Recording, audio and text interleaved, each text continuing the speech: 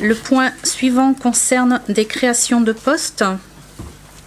Donc pour le service communication culture vie associative, on propose un poste d'adjoint administratif principal, donc de première classe et pas de deuxième classe comme c'est marqué sur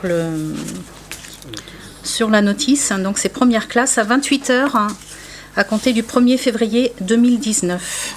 Y a-t-il des questions? Non.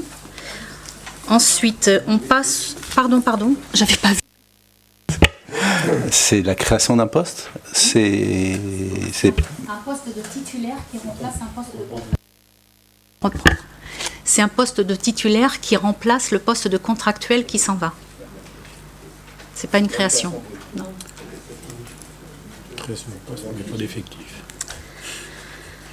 Ensuite, c'est bon?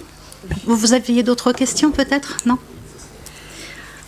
Suite aux promotions internes, il est nécessaire de créer 2 postes d'animateurs à temps complet et 2 postes de techniciens à temps complet à compter du 1er janvier 2019.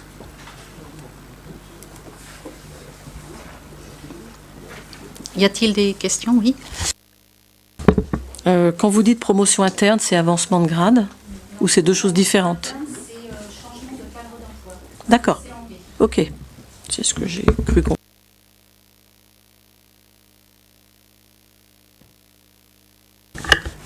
Y a-t-il des questions sur ces créations-là? Donc ensuite, là du coup c'est un avancement de grade.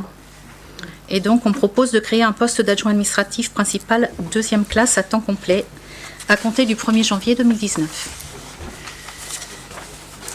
Des questions? Oui.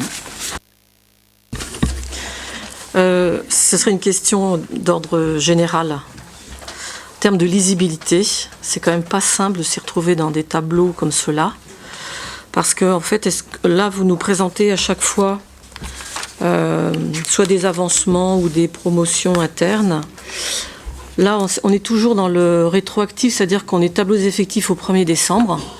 Est-ce qu'on pourrait avoir la projection, c'est-à-dire la cible, c'est-à-dire pour le mois qui suit, puisque c'est à partir, on s'y retrouverait beaucoup plus. C'est une question. Et parce que c'est quand même pas évident de... Pourtant, je suis habituée au tableau des emplois, mais je peux vous dire que c'est pas évident. Ouais.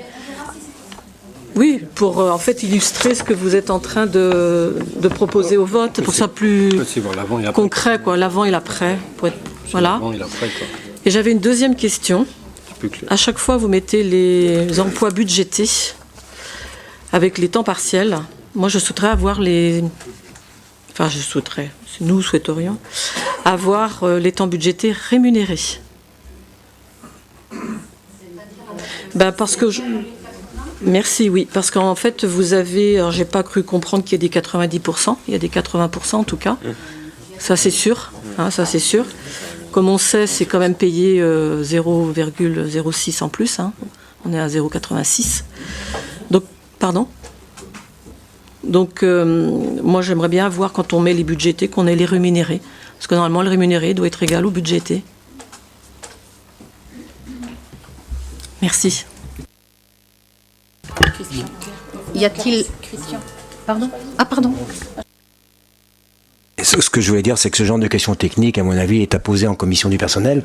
Elle a eu lieu au mois de septembre, donc ce serait l'occasion de poser les bonnes questions au bon moment, parce que techniquement, ces questions-là, en plein conseil, on a des sujets moins formels à délibérer. Enfin bon, on peut poser des questions, mais je veux dire, à l'avenir, il vaut mieux le faire en commission. J'en profite parce que je ne fais pas partie de la commission personnelle, je suis désolée. Je prends note, mais toute question peut être posée aussi. Il y a d'autres questions aussi importantes. Toutes les questions sont importantes. Celle-ci fait partie des questions importantes, parce que ça fait partie du budget quand même. Donc on doit coller rémunéré égal budgété. Ouais, c'est très important, je pense, pour l'équilibre budgétaire de la commune. Je ne fais pas partie non plus de la commission personnelle, mais non, le budgété n'est pas forcément non. On peut budgéter un poste et que pour une raison X ou Y, l'agent parte en congé parental, en congé disponibilité, etc. Et ce ne sera pas le même poste, le même chiffre de rémunération que celui qui est budgété. Pour le budget global, je dis bien que... Si. Oui, pas de souci, mais en tout cas, c'est notre demande. J'en ai pris note en tout cas. Donc, on peut passer au vote. Il n'y a plus de questions sur ce point. Donc, qui est contre? Qui s'abstient? Qui est pour?